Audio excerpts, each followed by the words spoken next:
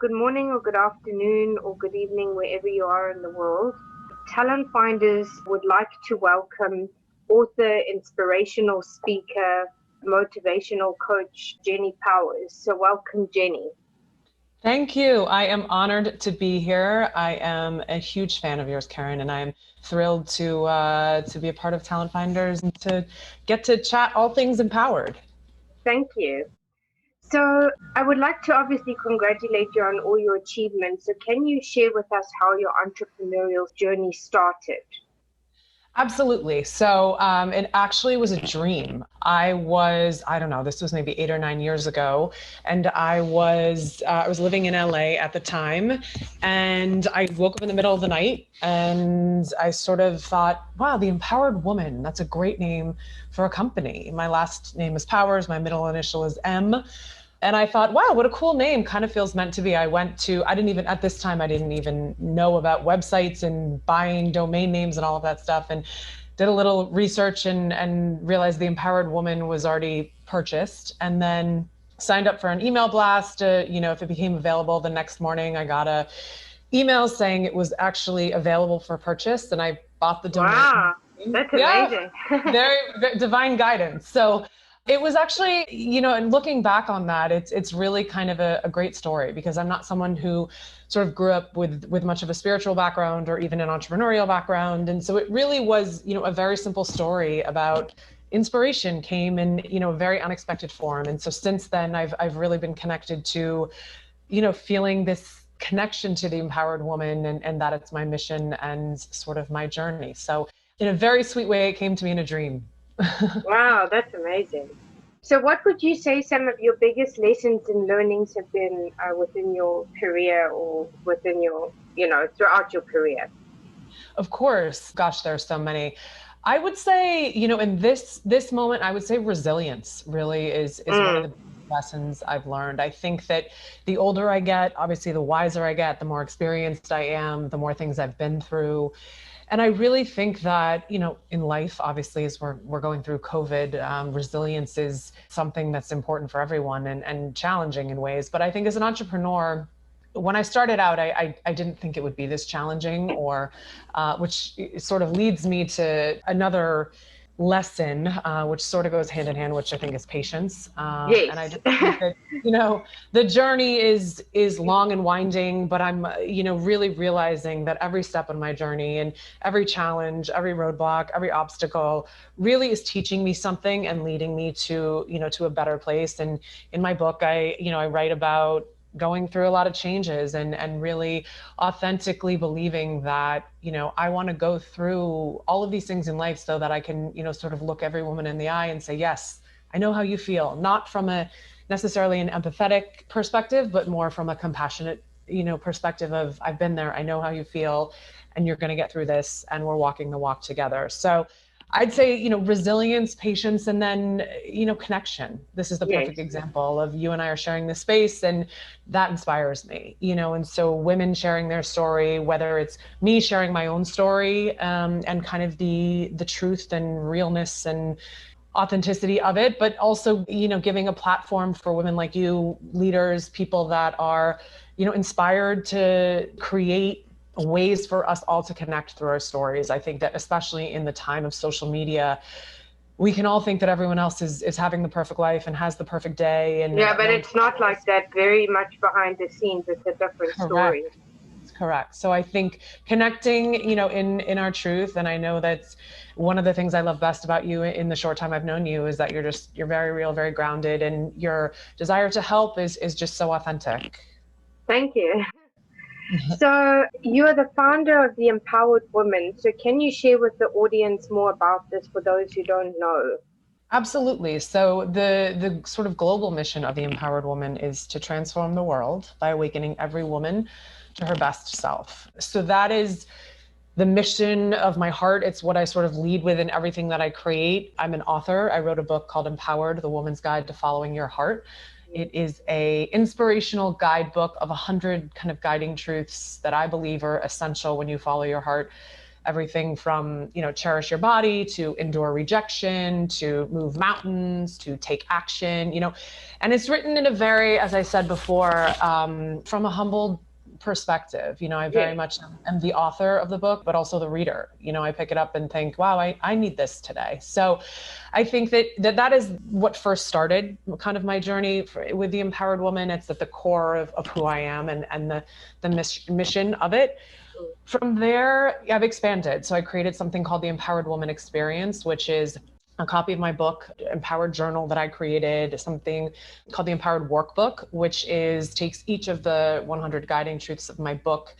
And I created kind of a one-page reflective series of exercises that really helps people to kind of dig into that truth. So whether it's, as I said, cherish your body, do you cherish your body? If you don't, why don't you? What are 3 reasons? And it's written in kind of, a very supportive, loving tone where it's not, I think sometimes personal development or self-help, can feel heavy and a little bit scary and, oh, we're going to go dig into your past. And, and this is written from a place of, what do you love? What lights you up in the morning? Like, what drives you? Like, what are your fears? Like, let's work through all of this stuff. And I think that the book is wonderful, to read, and kind of a lot of people throw it in their bag and sort of, open it up and read one page of the book for inspiration, because every page is a standalone page. But the workbook is, really helps to go a little bit deeper. And I think people have been really inspired and excited by the discoveries they found and kind of taking that moment to go within. And then some other things we have, I launched an interview series called Empowered You, which is creating an empowering platform for inspiring women to share their stories. As I mentioned before, I think we all learn and feel not so alone, whether you're an entrepreneur or anyone in life. Just, I think the more that we share what we're actually going through. So, really wanting to highlight incredible women. And then I think we have a ton of other things, creating a lot more content, kind of a Powerline global brand, but always with the mission to transform the world by awakening every woman to her best self. No, that's amazing. So obviously you've touched on the book Empowered and the Women's Guide to Following Your Heart. So what compelled you to become an author, and was this a natural transition for you? Was this a challenge? Because some people find it a sort of very organic, and then other people find it a real challenge to write. So, of course, and I'm coming to you live from New York City. If people can hear the sirens in the background, a constant background noise in this city. Yeah, it's all good.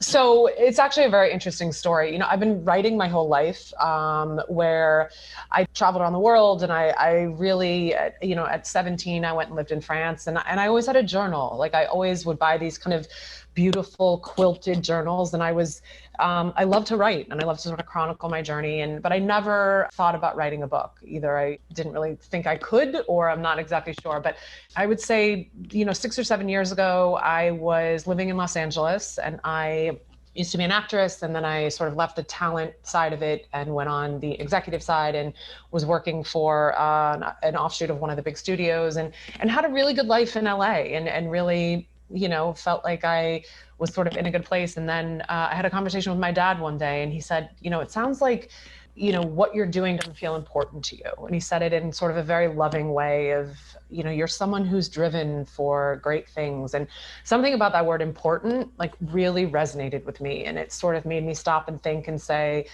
this is a great life, but it feels a little bit superficial. Like, what do I really want to do? Like, what lights me up, as I said before. And so I literally left my job, packed up everything in my car, shipped it across the country. I grew up in Massachusetts, moved back in with my parents, and just sort of said, what do I love? And at that point, I'm a pole dancer, actually, in a pole dancing studio. And dance has just been a profound influence on my life. And it was transformative in terms of healing my relationship with my body and kind of my sexuality and feminine power and grace and energy. And I really wanted to share that with other women. I think there's so much shame and struggle around body image in this world for women. And I wanted to kind of heal a lot of that and sort of share what I had learned. And then, so I created these courses, classes, and kind of fun Pilates, half Pilates, half striptease, like really fun ways to just feel the power of our bodies. And then I was out with my girlfriends back in LA for a trip, and I was sitting at a bar with them, and I sort of, I thought, I love my classes, but I really love my blog. And my blog was on the website of my classes. And I thought, jokingly, what if I wrote like a blog book? Like, what if I just took my blog and turned it into a book? And we all sort of laughed. And anyways, I got on the airplane the next day. I sat down, I took my WordPress blog, cut and pasted it, put it in a Word document, and just started writing. Didn't tell anyone.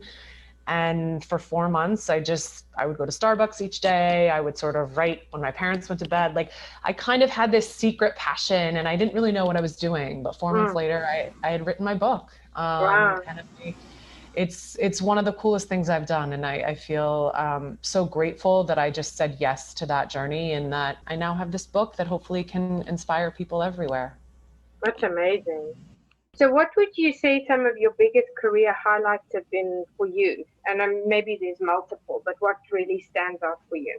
Yeah, I definitely publishing my book. I mean, I self-published it. I went through the whole journey of, trying to find a publisher, and, twofold. It was, I couldn't afford a publisher at the time. And also, a lot of the places that I was speaking with sort of said, well, give us 4 to 6 months, we'll review your manuscript. And I thought, I just wrote the book in 4 months. Like, I want this message to be out in the world, and it felt important. And so I chose to self-publish through Amazon. And I remember that day I hit publish, and I couldn't believe, I was like, I wrote this book and it's on Amazon. And wow, this is the coolest. And I could order like copies of my own book. So I would say that was a huge highlight. I would also say, as I mentioned previously, I created this thing called the Empowered Woman Experience, which is a copy of my book, a copy of the journal, the workbook, 80 inspirational note cards and pens. And it's all sort of, our colors at the Empowered Woman are very regal. They're purple and gold and sparkle. And it's sort of what people are calling, it's kind of this purple box of love that just kind of shows up in your mailbox. So I'm incredibly proud of that. I think, especially in COVID, where everything has become, as you and I were just talking, everything has become digital. Everything is Zoom. Everything is, I'm staring at a computer, myself, and trying to raise my hand in a Zoom call. And, I think we've become attached to our computers. And I think that in this time, it's been nice to have created something physical, something tangible, something that people go to the mailbox and they open it up, and it's, pens that, it's funny because people are like, I forgot what it is to write with a pen, and especially pens for sure. I love, so it's childlike in a way. And I think that's also, really at the core of the empowered woman. I'd say 2 things are, just that childlike magic and that belief in yourself and the belief in your dreams, and that it should be fun, and it should be a journey that is inspiring and uplifting. And I think that I was interviewed by NBC. That was, a big highlight for me. And I think, it's funny because on a day-to-day basis, I think kind of an unexpected highlight for me is that, like, I'm still doing this, right? As you know, the entrepreneurial journey can be challenging, and I haven't given up. I'm still committed. I'm still, I love Brene Brown and Daring Greatly. And, she's amazing. Yeah, being in the arena, right? She's saying that, the people on the sidelines can comment and, be the critics and all of that stuff. But, I'm someone who's in the arena. I'm fighting for my dream. I'm fighting for this mission. And so a highlight for me is that, I keep believing in this and I keep walking forward in it. Yeah, no, that's amazing. So you've traveled around the world for most of your life. So can you share with us more about this? And do you feel that it helped you in what you are doing now? And how did this influence your career path? Absolutely. That's such a great question. So I sort of grew up in a very kind of academic, on the East Coast of the United States, kind of linear childhood, like wonderful, loving, but sort of very driven, very high standards. And I went to a great college. I was an economics major. I was, a 2-sport athlete, and I kind of kept just going. That's a verb. And then, I graduated from college, and investment banks were coming, and I said, I guess I'll be an investment banker. I'm not really sure what else I want to do. And anyways, I took a job as an investment banker. I moved to San Francisco. I in my first year of work, made more money than really anyone in my family, sort of extended family, anything had ever made. And it was something that I thought should be this kind of groundbreaking moment where I thought, wow, I've arrived and I'm successful and I have everything I've ever wanted. And I was, painfully unhappy. I would, sit at my computer all day and not really feel passionate or connected to anything that I was doing. But I felt societal pressure. I felt, well, this is what I'm supposed to do. And I'm making a lot of money and I'm, working for a prestigious firm and I have a title and I have, an assistant. And it was all these things that my head told me I wanted. And my heart just kept whispering to me and saying, I don't think this is it. I really don't. And so that analyst program was a 2-year program. You kind of commit for 2 years. But a pivotal moment for me was I went in to get my bonus, and the managers for whom I worked sort of said, okay, Jenny, here's your feedback. You are very good at financial modeling, not so good with sort of project ownership and management and kind of that type of thing. And it was dead wrong. It was like they hadn't seen me for a year. I was like, I'm terrible at financial modeling. Like, that is not my strength. And by the way, I'm great with project management and I'm fantastic with people. And I am 24 years old and I'm comfortable sitting at the head of the table with a CEO. And it just felt so disappointing because I felt like I've been here and I've been working hard and contributing, and I didn't feel seen. I kind of was fighting back the tears, and I got up to walk away, and they said, don't you want to know your bonus? Like, don't you want to know the amount? And I realized, like, I didn't even care. The money didn't even matter. And they said, you got paid one of the highest bonuses. Congratulations. And I walked out, went back to my desk, picked up my cell phone, went downstairs, called my mom, and I burst into tears. And at that point, my heart just couldn't sort of deny what it really wanted to do. And I knew it in that moment that this was just not the right place for me. And so I gave 2 weeks notice. I packed up my stuff and I, decided to go to Australia for 2 weeks. And it was during the Olympics. And really a friend from New York who also worked in investment banking, she also spontaneously left her analyst job. We flew to Australia together. She stayed for, 5 or 6 weeks, and we traveled through Australia. And then I ended up traveling around the world for an entire year by myself. Wow, that's amazing. And so to answer your question about, how has that helped to sort of shape what I'm doing and how has it influenced, I would think, in that moment, I realized, I'm in charge of my own life and I get to decide what I want to do. And society can have expectations and kind of talk to you ad nauseum about what you should be doing. And for me, it was just, this is the life I want to live. And so I traveled for a year through Thailand and Vietnam and Australia, New Zealand and Costa Rica and I said, what does my heart want to do? And that led me to sort of take the next steps to become an actress. So I think that experience was transformative in sort of stepping out onto my own path. Sure. So now we obviously in COVID-19, which has obviously turned our worlds inside out and upside down. So how and what have you had to do to adapt? And can you give us any examples? Absolutely. I'd say the biggest thing is just right before COVID, we were starting to launch some live events. We had launched some workshops, which again are these kind of reflective, transformational workshops of people coming together using the truths of my book and my workbook as kind of a jumping off point.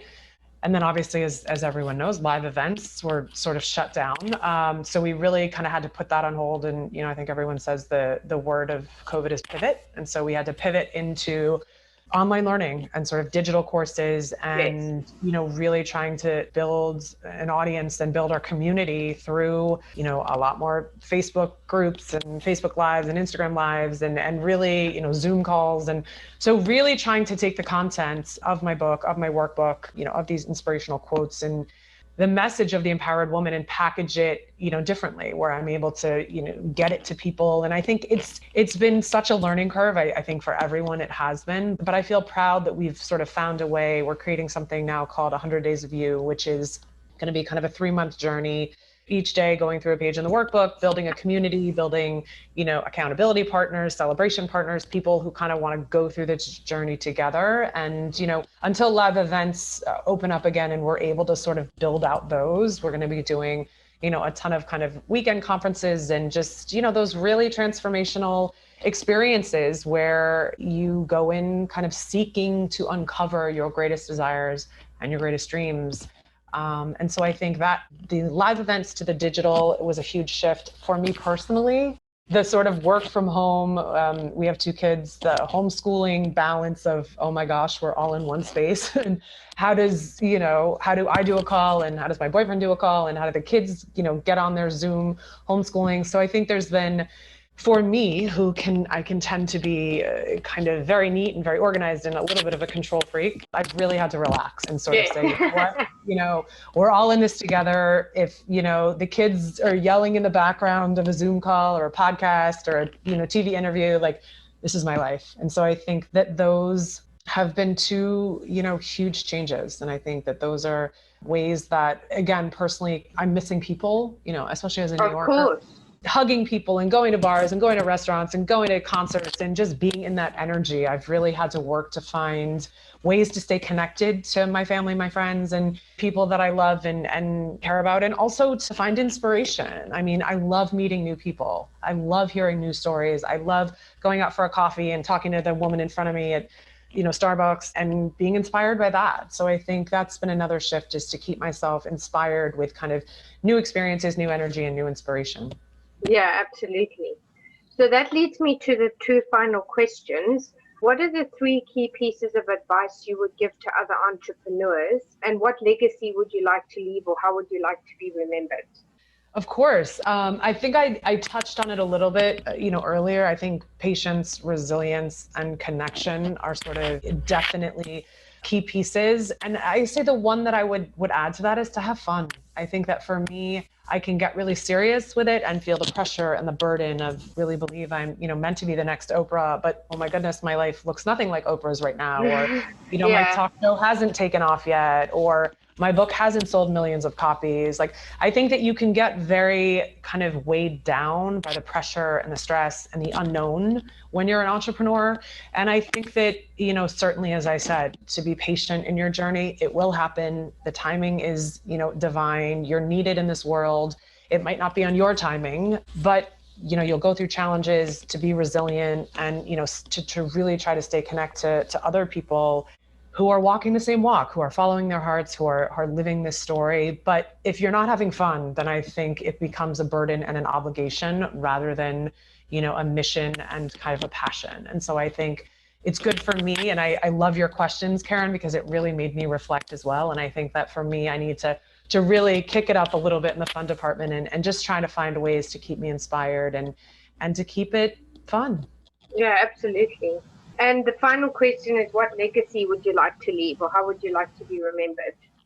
As I said, it's a very simple statement, but, that I transformed the world by awakening every woman to her best self. I think that for me, that's powerful. It feels important to get back to, the word that my dad used. It feels necessary, especially in COVID, where I think people have lost a little bit of a belief in the magic of life and the fun and kind of the excitement. And I think that there's a page in my book, which is called Define Your Success. And it basically says, we each get to decide how we define success. What I deem successful might not be what you deem successful, and vice versa. And I think that if you define what success is for you, then you can live your life using only that definition. So for me, success is, did I make the world a better place? Did I inspire people, by having shared my message? And as a result of having been in my presence, did people believe in themselves more and feel more confident and follow their hearts? And I think that for me is successful. And so my legacy is that. And I think the last piece I'll add to that, there's also a page in my book called Leave Your Legacy, which is so fitting. But in it, I talk about, kind of ruffling feathers and making waves and standing up for everything that you believe in. And I think to be a voice for change, to be a voice for empowerment, to be a voice for inspiration. And for me, that is to say, you have a right to live the life that you want to live. You have a right to follow your heart. You have a right to live your dreams. And you get to decide, top to bottom, inside out, head to toe, who you are, who you want to be, and how you want to live your life. And so I think for me to speak my truth, to use my voice to create this change so that every woman, is awakened to her best self. I mean, can you imagine a world that every woman was awakened to her best self? I feel like it would be a very different place. Yeah, it would be the most incredible place to live. So that is our mission at the Empowered Woman. That is my personal mission. And that is something, I will believe in and stand by until it's a global transformation. Amazing. So thanks so much for joining us today. So if people would like to connect with you, what are the best platforms to do so? Absolutely. So my website is jennypowers.com. That's JennyPowers.com. There's a bunch of ways to connect with me there. Instagram, as I said, we launched an interview series, which we're doing on Instagram Live. Send me a message through that. My email is jenny@jennypowers.com. So I'm very grounded, very humble. Please reach out. I answer all emails, and I'm, thrilled to meet new people, and I'm honored to have this audience that, Karen, you've now introduced me to. And so I'm thrilled to meet new people, and I'm here to help and support and empower in any way.